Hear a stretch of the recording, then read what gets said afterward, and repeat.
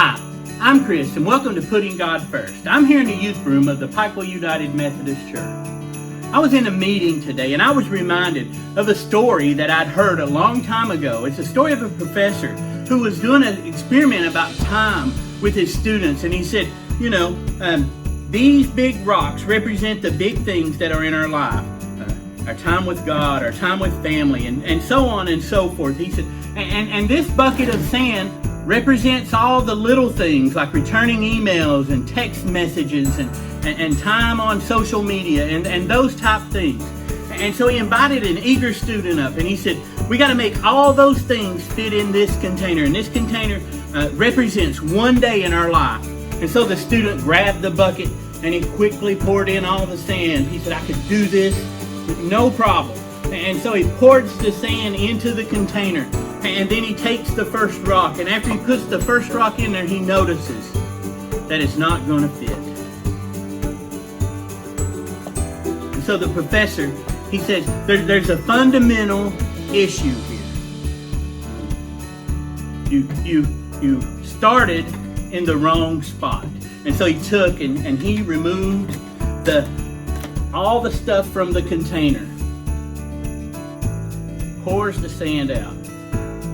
And he said, we have to start with the big rocks. The things that are most important in our life has to come first.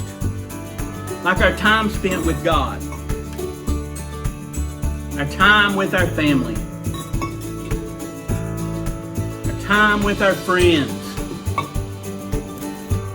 Our time spent helping out people in our community. And then our time that we just donate back.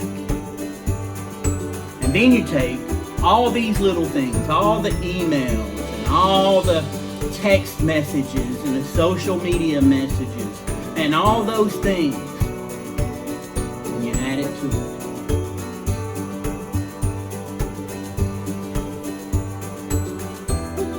And then it fits.